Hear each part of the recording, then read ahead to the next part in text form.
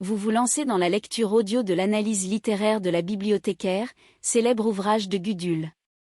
Au fil de cette lecture, vous découvrirez dans un premier temps une brève mise en contexte de l'œuvre et son auteur. Ensuite, un résumé de l'ouvrage vous sera exposé, suivi d'une analyse des personnages et des points clés du roman. Une fois ces différents points abordés, il ne nous restera plus qu'à conclure cette écoute par quelques questions qui pourront alimenter encore davantage votre réflexion. L'auteur. Née à Bruxelles en 1945, Annelie Gebeler est une auteure belge francophone. Elle a écrit sous divers pseudonymes, celui d'Anne Duguel, employé pour ses récits fantastiques pour adultes, mais aussi celui de Gudule et d'Anne Carali en littérature jeunesse. Après des études en art décoratif, elle séjourne 5 ans au Moyen-Orient où elle travaille en tant que journaliste et costumière.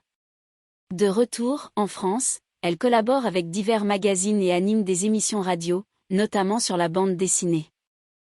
En 1987 paraît son premier ouvrage, Prince charmant, Poil aux dents, un album pour les jeunes enfants.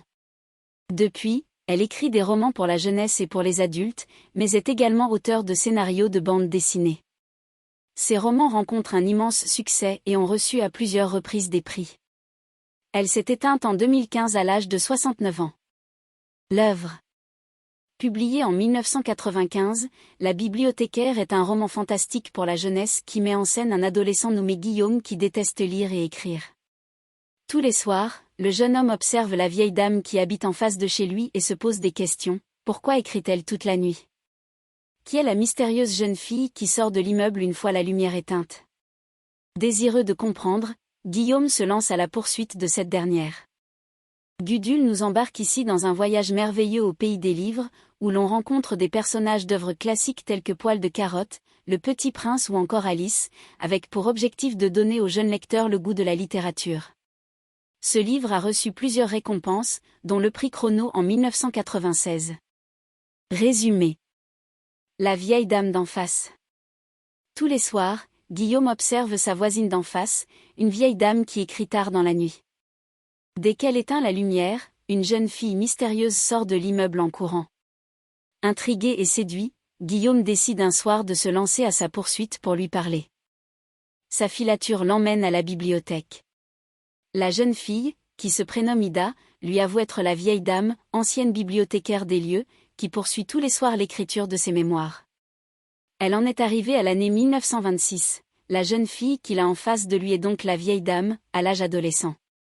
Déjà toute jeune, cette dernière rêvait de devenir romancière, mais n'a jamais trouvé le grimoire des écrivains, celui qui lui aurait permis d'écrire des histoires. Pourtant, elle a fouillé tous les recoins de la bibliothèque. À présent à la retraite, elle poursuit sa recherche en cachette, la nuit, persuadée que la clé du mystère de l'écriture se trouve dans une œuvre de littérature jeunesse. Guillaume, qui déteste autant lire et écrire que les cours de français, ne comprend pas qu'on puisse aimer les livres à ce point et que l'écriture soit le rêve de toute une vie. Pourtant, tombé amoureux d'Ida, il lui promet de l'aider à chercher le grimoire. Ida et Adi. Le lendemain, la vieille dame meurt, et le fantôme d'Ida adolescente disparaît avec elle. Guillaume en devient malade et ne sait que faire pour retrouver son amoureuse. Doudou, son meilleur ami, rappeur et grand lecteur, a une idée. Selon lui, si la vieille dame a réussi à créer Ida de sa plume pour chercher le grimoire à la bibliothèque, il suffit peut-être à Guillaume d'écrire lui aussi un texte à propos d'elle pour lui rendre la vie. Guillaume proteste, il ne sait pas écrire, il n'écoute même jamais en cours de français. Néanmoins, puisque c'est le seul moyen de faire revenir Ida, il décide de se lancer dans l'entreprise. Un soir, après plusieurs jours de réflexion, Guillaume se décide à écrire dans sa chambre, car il ne rêve que d'une chose, revoir Ida. Dans un nuage apparaît alors Ida, une jeune fille étrange dont les yeux tournicotent dans les orbites, et dont les bras et jambes sont inversés, chapitre 7. Cette difformité est causée par la mauvaise orthographe et la syntaxe de Guillaume, car lorsque l'on écrit des phrases boiteuses, ibides, les personnages le sont aussi, lui explique Ida. Doudou décide de venir en aide à son ami et écrit, à son tour, un texte à propos d'Ida. La description est belle, les mots viennent en rythme à Doudou, qui a une bonne orthographe et des tournures de phrases correctes, bien qu'un peu argotique, ibide. Il s'enflamme, met du cœur à l'ouvrage lorsqu'apparaît dans un nuage de fumée Adi, le fantasme de Doudou, une belle jeune fille noire qui rappe comme lui. Doudou est heureux. Nous espérons que vous avez apprécié cet aperçu. Pour continuer à écouter ce livre audio sur Google Play Livres, utilisez le lien dans la description de la vidéo.